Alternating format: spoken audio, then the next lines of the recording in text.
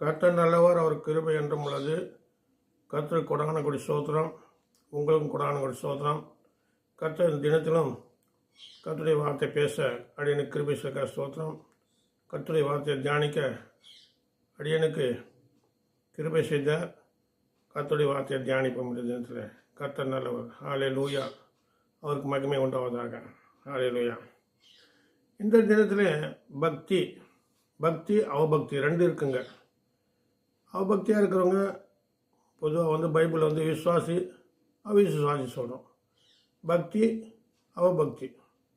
அவபக்திக்கும் பக்திக்கும் ரோமனில் சொல்லப்பட்டிருக்கு. தேவாக்னி நிற்க வைக்கிறதுக்கு வானத்தில் சொல்லப்பட்டிருக்கு தண்டனை. சரி, நல்லது. இந்த பக்தி எப்படி இருக்குன்னு சொல்லிட்டு கொஞ்சம் வேதத்தில் பார்க்கலாம். யாக்கோப்பு 1வது அதிகாரம் 26வது வார்த்தை நான் வாசிக்கிறேன். உங்களில் ஒருவன் தன் நாவை அடக்காமல் தன் இருதயத்தை வஞ்சித்து தன்னை தேவ பக்தி உள்ளவன் என்று எண்ணினால் அவனுடைய தேவ பக்தி வீணாயிருக்கும். ஹல்லேலூயா. திக்கற்ற பிள்ளைகளுக்கும் விதவைகளுக்கும் படுகிற உபதத்திலே அவர்களை விசாரிக்கிறதும் உலகத்தால் கரைப்படாத படிக்கு தன்னை காத்து கொள்வதுமே பிதாவாகிய தேவனுக்கு முன்பாக மாசில்லாத சுத்தமான பக்தியாக இருக்கிறது. ஹல்லேலூயா. பக்திக்கும் சுத்த பக்தி. ஹல்லேலூயா. எனக்கு பிடிச்சது என்ன சொன்னாக்கா, இல்லை சில பேர் நான் பக்தியாக இருக்குதுன்னா நான் நாவை அடக்கிறதில்லை. அதுதான் இங்கே நான் முக்கியப்படுத்துகிறேன். நாவு ஒரு பொல்லாத விஷமம் உள்ளது சொல்லிட்டு அது யாக்கோபு 3 சொல்லப்பட்டிருக்கு. பரவாயில்ல, நாவில தான் மரணமும் ஜீவனும் அதிகாரம் வைத்திருக்கா சொல்லப்பட்டிருக்கு. கர்த்தர் நல்லவர். ஹல்லேலூயா.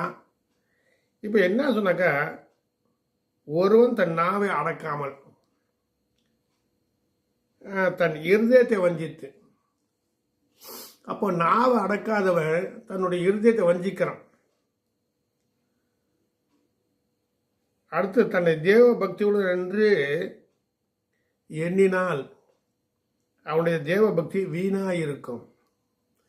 சில பேர் அப்படிதான், ரெண்டு பக்தி, ஒன்று நாக்கில் பக்தி இருக்கு, ஒன்று இருதயத்தில் பக்தி இருக்கு.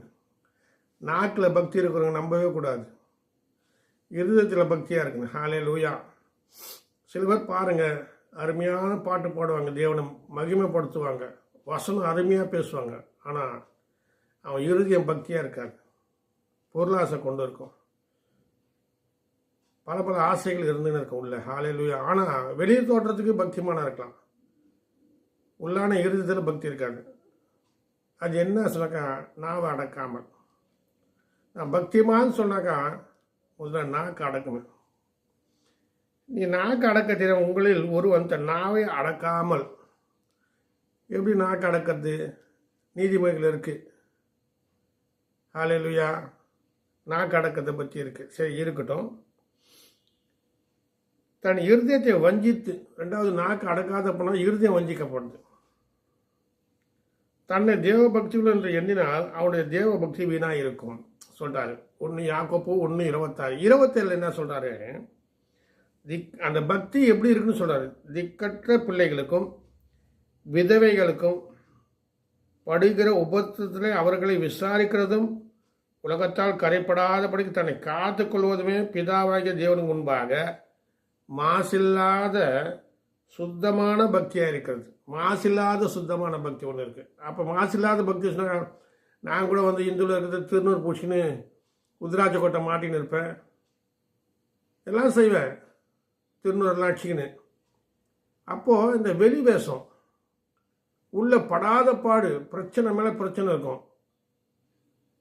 திருநூறு அடிச்சிக்குவேன், உதிராட்ச கொட்டை மாட்டிக்குவேன், இல்லைங்களா? சரி, நான் யாரையும் குற்றப்பட்டு பேசலை.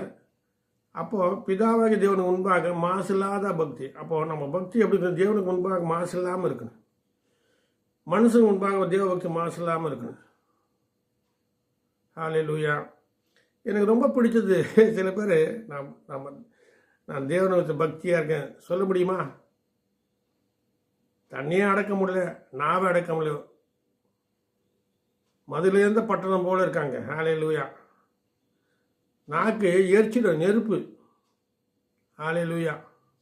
கர்த்தர் நல்லவர். அப்போது அந்த பக்தி எப்படி இருக்குன்னு சொன்னாங்க, திக்கற்ற பிள்ளைகளுக்கும் விதவைகளும் படுகிற உபத்திரத்தில் அவர்களை விசாரிக்கிறதும். திக்கற்ற பிள்ளைகள் எத்தனை பேர் இருக்காங்க, கர்த்தருக்குள்ள ரட்சிக்கப்பட்டு ரொம்ப வருத்தப்படுறேன். கர்த்தர் மேலே இல்லை, கர்த்தருடைய ஜனங்க மேலே. எத்தனை பெண் பிள்ளைகள் திருமணமாகாமல், எத்தனை வீட்டில் வருமானம் இல்லாமல், எத்தனை வீட்டில் கஷ்டங்கள் இருக்காங்க. அதெல்லாம் யார் விசாரிக்கிறாங்க? ஏதோ செய்கிறாங்க, தங்களுக்கு வந்ததில் ஏதோ கொஞ்சம் தராங்க. ஆனால் அங்கே சொல்லப்பட்ட வேதத்தில் இயேசு சொல்கிறாரு, அந்த விதவை தனக்கு உள்ளதும் போட்டான், ஜீவனுக்கு உள்ளதும் போட்டான். அதுபோல் யாரும் போடுறதில்ல. இன்னைக்கு எப்படி இருக்கு சொன்னாக்கா, பக்தி வெளிவேசமாக இருக்குது. இப்போ நம்ம பக்திமான கணிந்து கொள்கிறோம்.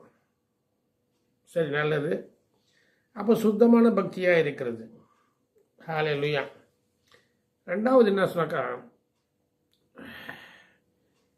எபேசியர் 4வது அதிகாரத்தில் 29. எபேசியர் 4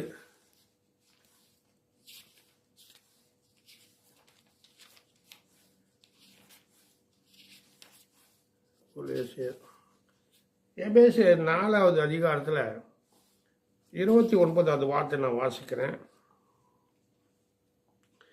கெட்ட வார்த்தை உங்கள் வாயிலிருந்து புறப்பட வேண்டாம். பக்தி விருதுக்கு ஏதுவான நல்ல வார்த்தை உண்டான அதையே கேட்கிறவர்களுக்கு பிரயோஜனம் உண்டாகும்படி பேசுங்க. ஹalleluya. கெட்ட வார்த்தை ஒன்றும் உங்கள் வாயிலிருந்து புறப்பட வேண்டாம். பக்தி விருத்திக்கு ஏதுவான நல்ல வார்த்தைகள் உண்டானா அதையே கேட்கிறதுக்கு பிரயோஜனம் உண்டாகும்படி பேசுங்க. அப்போ பக்திமான் எப்படி இருக்குன்னு பிரயோஜனமான ஒரு வார்த்தை பேசணும். தேவனுக்கு உகந்த வார்த்தை, மனுஷனுக்கு உகந்த வார்த்தை, கெட்ட வார்த்தை வரக்கூடாது. ஹalleluya. பக்தி நாக்கில் இருக்கக்கூடாது, இருதயத்தில் இருக்குங்க. ஹalleluya. அதான் சொல்லுது, நாக்கு அடக்காமல் தன் இருதயத்தை வஞ்சிக்கிறான்னு சொன்னா, அப்போ இருதயம் வஞ்சிக்கப்படுது. கர்த்தர் நல்லவர். ஹalleluya.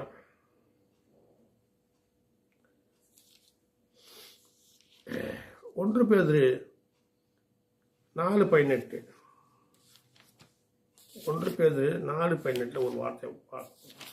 1 பேதுரு 4:18 நான் வாசிக்கிறேன்.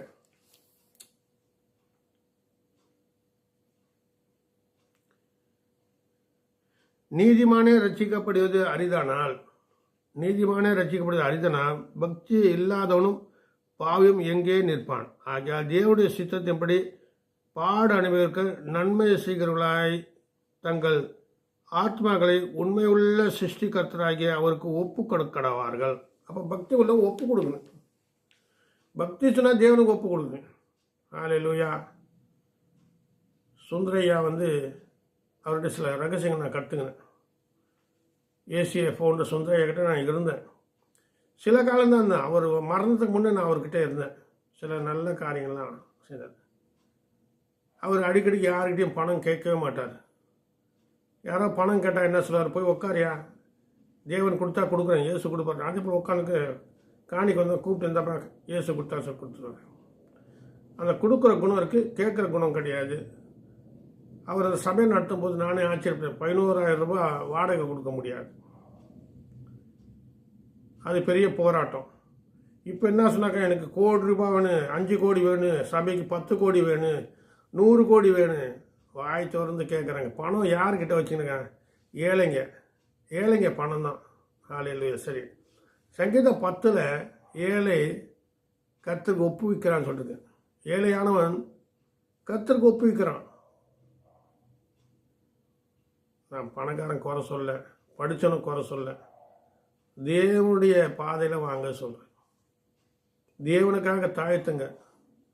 அதான் பவுல் சொல்கிறாரு, நீங்கள் எங்கெல்லாம் ஆள்றீங்க, நாங்களும் உங்களை ஆள்னா நல்லா இருக்குமே சொல்கிறாரு கொரிந்தியரில்.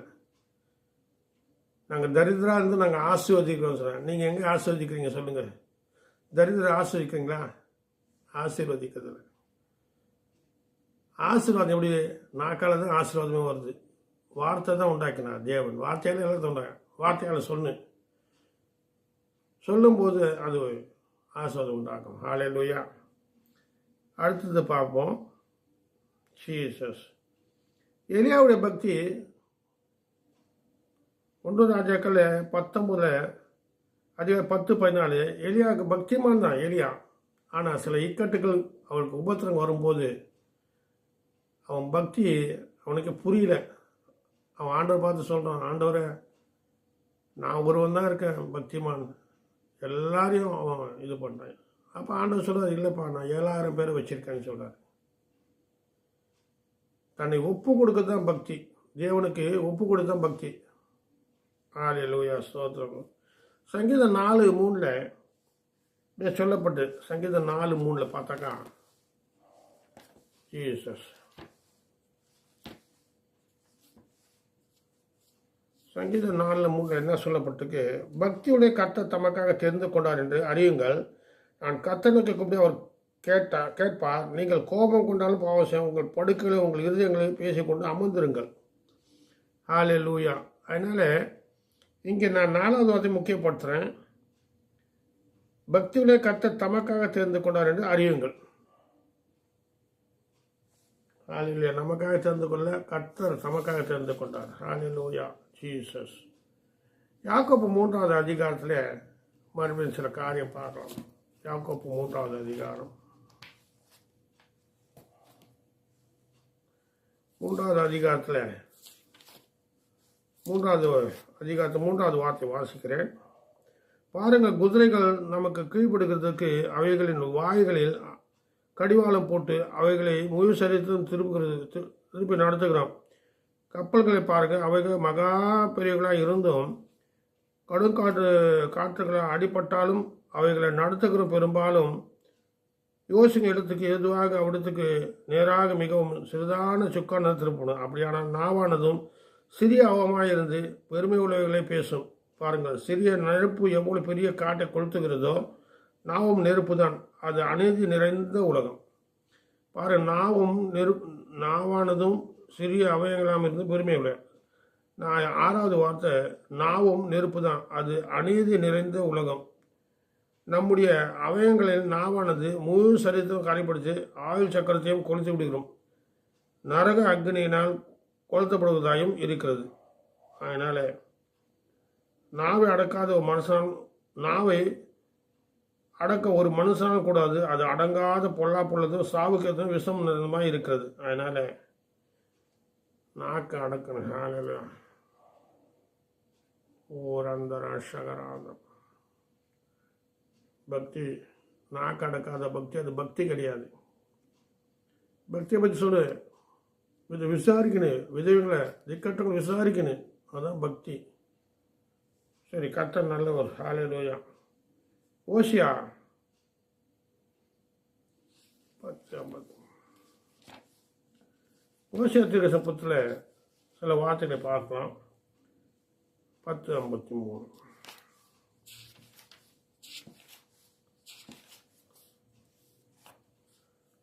ஓசியா தீர்க்கதரிசன புத்தகம் 6வது அதிகாரத்தில் தேவனுடைய வார்த்தை இப்படியாக கூறுகிறது. 6:4 பார்க்குறேன். ஹல்லேலூயா. எபிராமே, உனக்கு நான் என்ன செய்வேன்? யூதாவே, உனக்கு நான் என்ன செய்வேன்? உங்கள் பக்தி காலையில் காணும் மேகத்தை போலவும் விடியற் காலத்தில் தோன்றும் பனியை போலவும் ஓய்ந்து போகிறது. சில பக்தி பாருங்க, அந்த ஞாயிற்றுக்கிழமைனாக்கா பாட்டு கூட ஞாயிற்றுக்கிழமை கிறிஸ்துவனா இருக்காது சொல்கிற பாட்டு ஒன்று இருக்கு. அந்த ஞாயிற்றுக்கிழமை பார்த்தா எல்லாம் பரிசுத்தம் பண்ணிக்க எல்லாம் இருப்பாங்க. ஆனால் அந்த ஞாயிற்றுக்கிழமை அடுத்த நாள் பார்த்தாக்கா அவங்க சுபாவம் மாறிடும். ஆண்டவர் தான் சொன்னான், எத்தனையோ முறை தண்டிக்கிறேன், மறுபடியும் அவங்க கேடாக செய்கிறாங்க, காலையிலேருந்து அந்த கேடான விஷயம் தான் செய்கிறாங்க அப்படி சொல்கிறாங்க. பக்தி உள்ளவன் தேவனுக்கு பயப்படுறோம். தேவனுக்கு பயப்பட்டு தான் பக்தி. கர்த்தர் நல்லவர். ஹல்லேலூயா. மீகா 7வது அதிகாரத்தில் ஒரு வார்த்தை பார்க்கலாம்.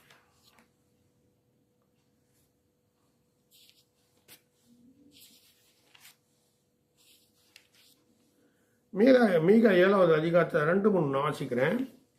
தேசத்தில் பக்தியுள்ளவன் அற்றுப்போனான், மனுஷர் செம்மையானவன் இல்லை, அவர் எல்லோரும் ரத்தம் சிந்த பதிவு இருக்கிறார்கள். அவன் தன் சகோதரனை காலையிலே பிடிக்க வகை தேடினான். பொல்லாப்பு செய்ய அவருக்கு 2 கைகளும் தானாய் கூடும். அதிபதி கொடு என்றான், நியாயாதிபதி கைக்கூலி கேட்கிறான். பெரியவன் தன் துராசையை தெரிவிக்கிறான். இவ்விதமாய் புரட்டுகிறார்கள். இந்த பக்தியை புரட்டுறாங்க. பக்தியை சொல்லிட்டு ஜனங்களை வஞ்சிக்கிறாங்க சில பேர். ஒரு சபையில் அப்படிதான் ஒரு தம்பி அருமையான பாட்டு பாட சபையை குலுங்கும். ஏற்கனவே சொல்லியிருக்கேன். அவ்வளோ வசதி பண்ணுவார், அவ்வளோ மகிமையாக இருக்கும். ஆனால் கடைசியில் பார்த்தா அந்த பையன் மந்திரக்காரன். அப்போ அவன் பக்திமானா? இன்றைக்கி சபையில் பாருங்கள், சில பேர் நல்லா ஜெயிப்பாங்க, நல்லா ஸ்தோத்திரம் பண்ணுவாங்க, பாடல் பாடுவாங்க மகிமையாக, அப்படியே பிரசன்னம் இறங்குறாப்புலே இருக்கும்.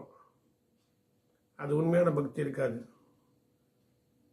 தேவ பக்தியில் எப்பவுமே அடக்கமாக இருக்கும். ஹல்லேலூயா. அடங்காராக பட்டத்துக்கு இறைவாக சொல்லிட்டு யோபு 33 இருக்கு. கர்த்தர் நல்லவர். ஹல்லேலூயா. கர்த்தர் நல்லவர். ஹல்லேலூயா. அப்போ புரட்டுகிறார்கள் பக்தியை. கர்த்தர் நல்லவர்.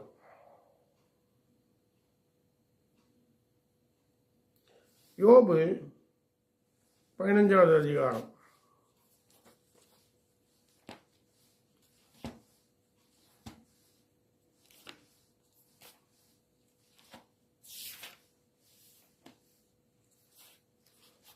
யோபு 15வது அதிகாரத்தில் ஒரு வார்த்தையை வாசிக்கிறேன்.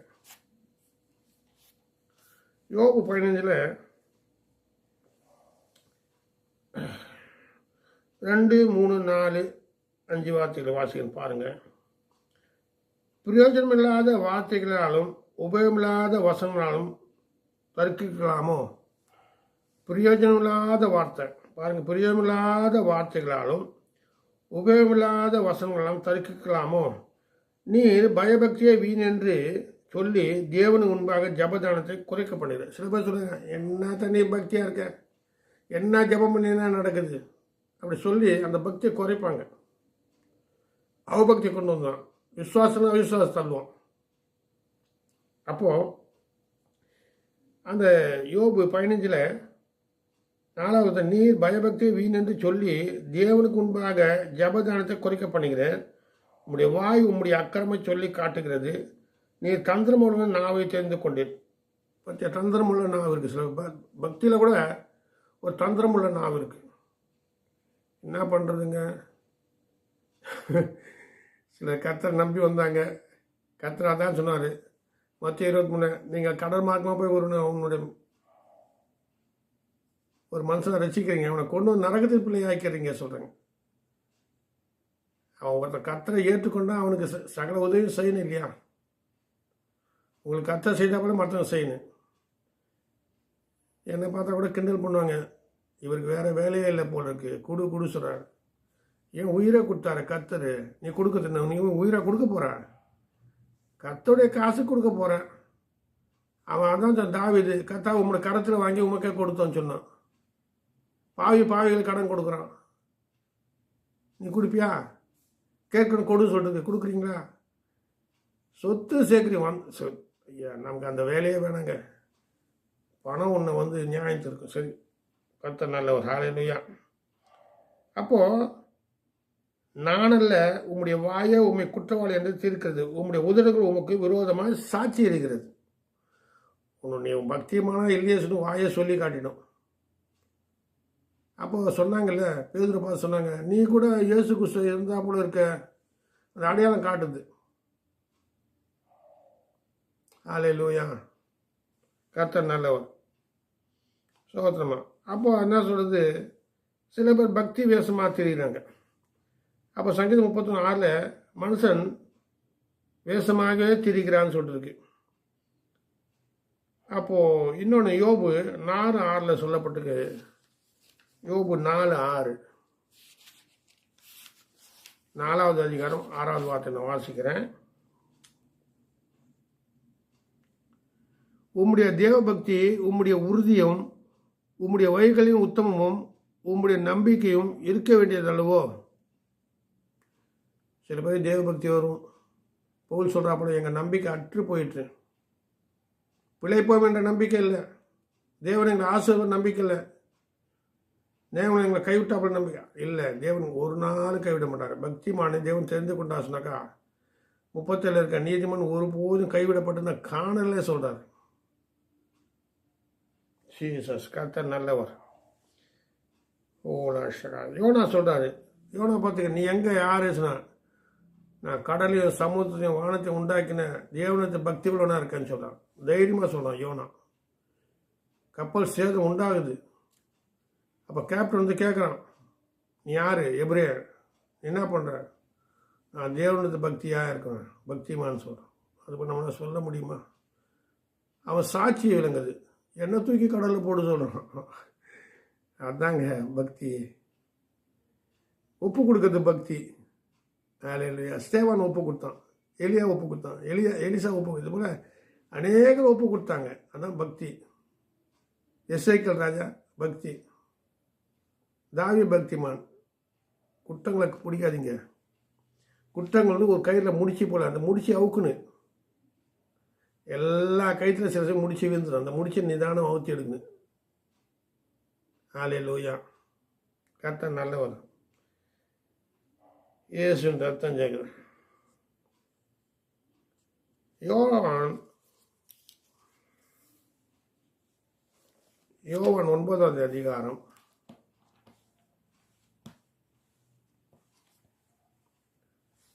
9வது அதிகாரம் 31வது வார்த்தை. பாவிகள் தேவன் செவி கொடுக்கிறது என்று அறிந்திருக்கிறோம். ஒருவன் தேவ பக்திகளுனாய் இருந்து அவருக்கு சித்தமானது செய்தால் அவனுக்கு செவி கொடுப்பார். அப்போது தேவ பக்தியாக இருந்து அவர் சித்தமான செய்தால் அவர் செவி கொடுப்பார். இப்போ நான் கூட தான் தீர்க்கதரிசி சொல்லி போட்டுருக்கேன். ஏன்னு சொன்னாக்கா எனக்கு வந்து அந்த வரங்கள் இருக்குது, இருந்தாலும் நான் என் வாய்க்கு வந்து தீர்க்கதரிசி சொல்கிறதில்ல. வசனம் என்ன சொல்லுது அதுதான் தீர்க்கதரிசனம். வெளிப்படுத்த 1:3 சொல்லு, இவங்களை வாசிக்கிறவனும் கேட்கிறவனும் இந்த இருக்கிறது கை கொள்கணும். தீர்க்கதரிசனம் வார்த்தை. ஆனால் தீர்க்கதரிசனம் சொல்கிறது வந்து தீர்க்கதரிசனம் சொல்லு, பக்தி ஏதுவாக தீர்க்கதரிசனம் சொன்னேன். ரொம்ப 12:6 இருக்கு. வசனத்தை படி தீர்க்கதரிசனம் சொல்லு, பக்தி உண்டாகும். ஹல்லேலூயா. சரி, கர்த்தர் நல்லவர். கொர்நேலியை வந்து பாருங்க, அவன் பக்திமான். அவன் என்ன பண்ணான்? 10:2 சொல்லப்பட்டிருக்கு, அருமையான வார்த்தை. அவன் தேவ பக்தி உள்ளவனும் தன் வீட்டார் அனைவரோடும் தேவனுக்கு பயந்தவனுமாக இருந்து ஜனங்க மிகுந்த தான தர்மங்கள் செய்து எப்போதும் தேவன் நோக்கி ஜபம் பண்ணி கொண்டே இருந்தான். எப்போது தான தர்மங்கள் செய்து, ஏசப்பா என்ன பண்ணுறது தெரியல. அவ்வளோ கடினமாக இருக்காங்க. ஸ்தோத்திரம். கத்திரிக்காய் கொடுங்க. ஹல்லேலூயா. மோசே கரத்தை தாங்கினாங்க எல்லாரும். யுத்தம் நடக்கிறச்சு, அவன் சோர்ந்து போனான். ஊழியக்காரர் சோர்ந்து போகாதபடி நீங்கள் தான் தாங்கணும். கத்த உங்களை தாங்குவார். ஹல்லேலூயா.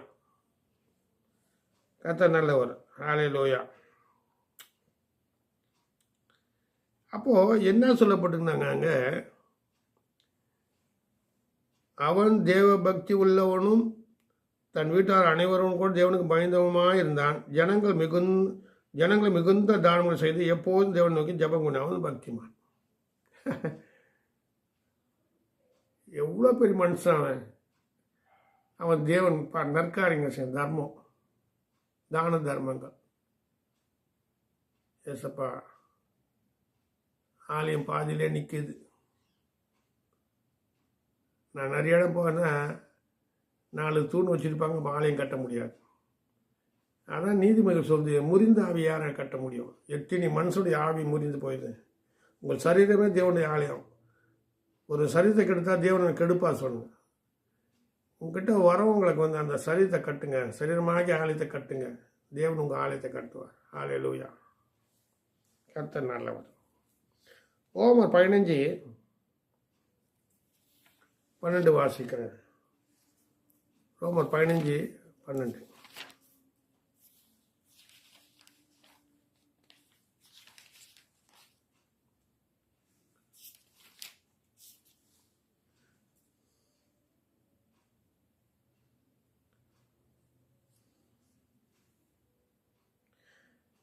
ஒன்றில் இருந்து 2 வாசிக்கிறேன் பாருங்க.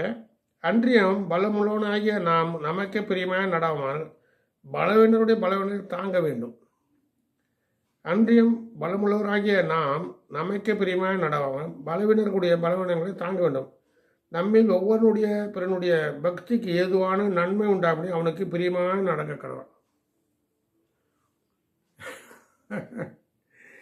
நாங்கள் அநேக தரம் அநேக நஷ்டங்கள் பாடுகள் நெருங்கி வரும்போது ஊழியக்காரர் தேடி போகும்போது அவங்க பண்ணுற ஒவ்வொரு அட்டுவையும் பார்த்தாக்கா நம்ம பார்த்தோன்னு அவ்வளோ நம்மளை என்ன சொல்கிறது விமர்சனம் பண்ணுவாங்க, நம்மளை ஒதுக்கிடுவாங்க.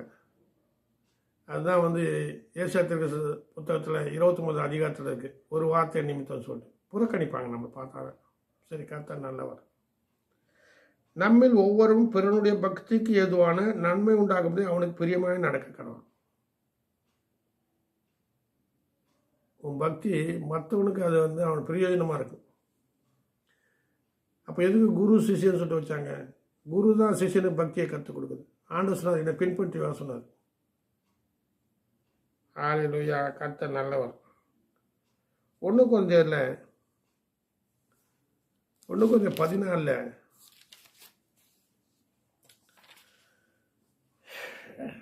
14வது வார்த்தை வாசிக்கிறேன். நீ நன்றாக ஸ்தோத்திரம் பண்ணுகிறாய், நீ நன்றாய் ஸ்தோத்திரம் பண்ணுகிறாய், நன்றாய் பாடுகிறாய், நன்றாய் போதிக்கிறாய். என்ன பிரயோஜனம்? அங்கே சொல்கிறார் பாருங்க. நீ நன்றாய் ஸ்தோத்திரம் பண்ணுகிறாய் ஆகிலும் மற்றவன் பக்தி அடைய மாட்டானே. நன்றாக ஸ்தோத்திரம் பண்ண பக்தி அடைய மாட்டான், நன்றாக பாடினவனும் பக்தி அடைய மாட்டான், நல்லா போதனை தான் பக்தி அடைய மாட்டான். அவனுக்கு செய்ய வேண்டிய செய்தால் தான் அந்த பக்தி அடைவான். ஹல்லேலூயா. அப்போது சொல்ல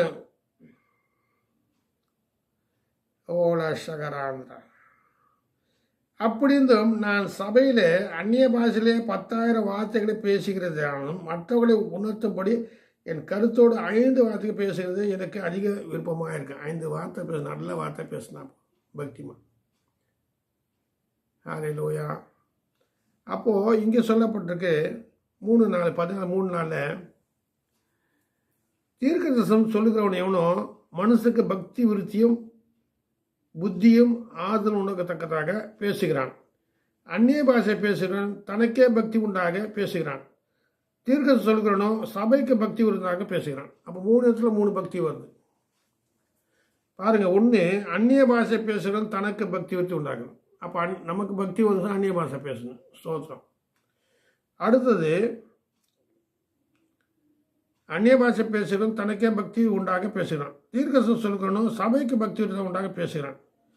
நீங்கள் எல்லோரும் அந்நிய பாஷைகளை பேசணும் விரும்புகிறேன் ஆகிலும் அந்நிய பாஷை பேசணும் சபைக்கு பக்தி உண்டாகும் படிக்கு அர்த்தத்தை சொல்லாவிட்டால் தீர்க்கதரிசனம் சொல்லுகிறவன் அவனிலும் மேன்மை உள்ளவன். ஆதலால் நீங்கள் தீர்க்கதரிசனம் சொல்லுகிறவர்கள் என்றால் அதிகமாக தீர்க்கதரிசனம் சொல்லுகிறவர்களாக வேண்டும் என்று அதிகமாக விரும்புகிறேன்.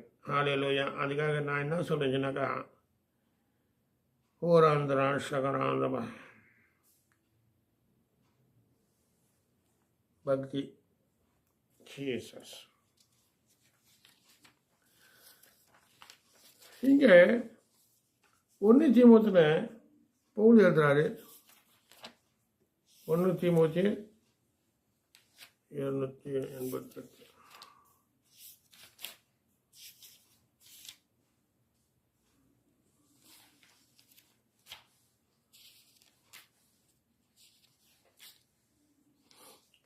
தீமோத்தேயு 4வது அதிகாரம் 7-8.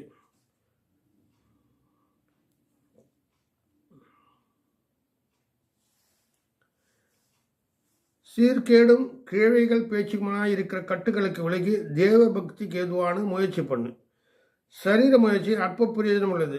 தேவ பக்தியானது இந்த ஜீவனுக்கும் இதற்கு பின்வரும் ஜீவனுக்கும் வாக்குத்தத்தம் உள்ளதாகியால் எல்லாவற்றையும் பிரயோஜனம் உள்ளது. அப்போது என்ன சொல்கிறாரு? சீர்கேடும் கிழவைகள் பேச்சுமாக இருக்கிற கட்டுக்கதைக்கு விலகி தேவ பக்திக்கு ஏதுவான முயற்சி பண்ணு. தேவ பக்திக்கு ஏதுவான முயற்சி பண்ணுமா? ஹல்லேலூயா. அவபக்தி தேவபக்தி, விசுவாசம் அவிசுவாசம். அப்போது அவபக்தி நீங்கன்னு. சரீர முயற்சி அற்ப பிரயோஜனம் உள்ளது. சரீரத்தில் பக்தி காட்டுறது அற்ப பிரயோஜனம். இப்போது சில பேருக்கு தேவன் இரக்கம் பண்ணி செய்தார்ல, அதான் பக்தி. தேவன் பக்தி வேஷம் போட்டுக்கல, ஏசாமி பக்தி போடல. கையில் வில்லு அம்பு கத்தி கபடாலாம் வச்சுக்கலாம். அவர் எளிமையாக இருந்தார். ஆனால் அவர் பயங்கரமான தேவன். தேவனுடைய வல்லமை அவர் தேவனுடைய சாயலில் இருக்கார் அவர். அதனால் இப்போ அவர் என்ன பண்ணார்? சரீர முயற்சி அற்ப பிரயோஜனம் உள்ளது. தேவபக்தியான இந்த ஜீவனுக்கும் இதற்கு பின்வரும் ஜீவனுக்கும் வாக்குத்தத்தம் உள்ளதாகியால் எல்லாவற்றிலும் பிரயோஜனம் உள்ளது. அதனால் இந்த தேவபக்தியை நம்ம எப்படி பண்ண சொன்னால், தேவபக்தியாக இருக்குன்னு முயற்சி பண்ணு. தேவபக்தி முயற்சி பண்ணு சொல்கிறார். இறக்கம் எங்கே உண்டா? இங்கே உண்டாது. என்ன பக்தி சொன்னால் இறக்கம் எங்கே காட்டுது? இருதயத்திலிருந்து வரல. ஹல்லேலூயா. இருதயம் சுத்தம் உள்ளது பாக்கியவான்கள், அவனை தேவனை தரிசிப்பார்கள். கர்த்தர் நல்லவர். அடுத்தது தீமோத்தேயு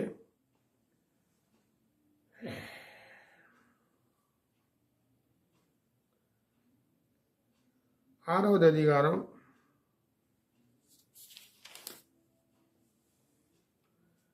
6வது இடத்துல 6வது வார்த்தை 5வது வார்த்தை வாசிக்கிறேன் பாருங்க. ஹல்லேலூயா. கெட்ட சிந்தனைகளும் சத்தியம் இல்லாதவர்களும் தேவபக்தியை ஆதரா தொழில் என்று எண்ணுகிறமாயிருக்க மனுஷரால் உண்டாகும் மாறுபாட தர்க்கங்களும் பிறக்கும். இப்படிப்பட்டவர்களை விட்டு விலகு. கெட்ட சிந்தை உள்ளவர்களும் சத்தியம் இல்லாதவர்களும் தேவபக்தியை ஆதார தொழில் என்று எண்ணுகிறவருமாகி. தேவபக்தி ஆதாய தொழிலாக எடுத்துக்காங்க. ஆதாய தொழில் நீங்கள் உங்களுக்கு தெரியும். சில ஆலயத்தில் காசுக்காக தான் இருக்காங்க. சில ஆலயத்தில் காசுக்காக. எல்லா வித ஆலயம், எல்லா ஜாதியுடைய ஆலயத்தில் பாருங்கள், காசு வாங்காமல் விட மாட்டாங்க. ஹல்லேலூயா. அப்போது மாறுபான தற்களும் பிறக்கும். இப்படிப்பட்ட விட்டு விலகி போதுமென்ற மனதுடன் கூடிய தேவபக்தி மிகுந்த ஆதாயம். அதனால் போதுமென்ற மனது கூடிய தேவபக்தி மிகுந்த ஆதாயம். பவுல் எழுதுறாரு, போதும் சொல்லு. யார் போதும் சொல்கிறார் இந்த காலத்தில்? தீமோத்தேயு 2வது தீமோத்தேயு 2 தீமோத்தேயு 3வது அதிகாரம் 5வது வசனம் 3-4 வாசிக்கிறேன். இது ரொம்ப அருமையான, அடிக்கடிக்கு இது பிரசம்னு பாருங்கள்.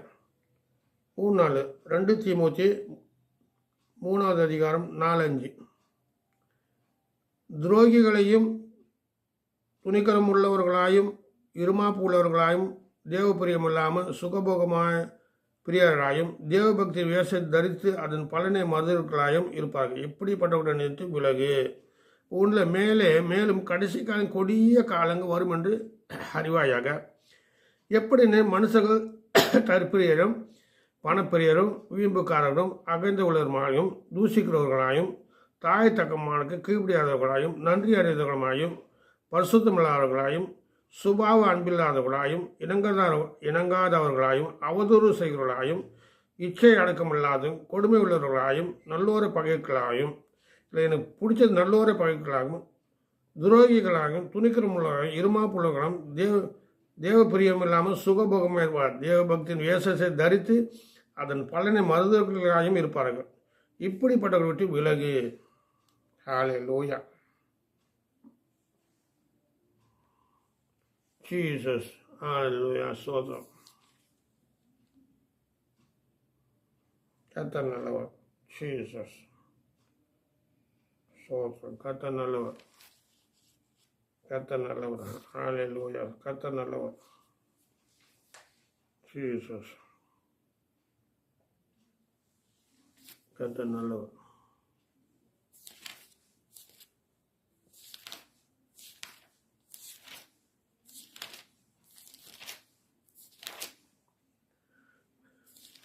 ஹalleluya ஜீசஸ். அதனால் நாவை அடக்காமல் பக்தி சொல்லிருந்தது தன் இறுதித்தை வஞ்சிக்கிறது. அதனால் நாவை அடக்கும், உண்மையான பக்தியை செலுத்துவோம். கர்த்தர் பக்திமான்களை தெரிந்து கொண்டார். கர்த்தர் உங்களை ஆசீர்வதிப்பாராக. ஆமென்.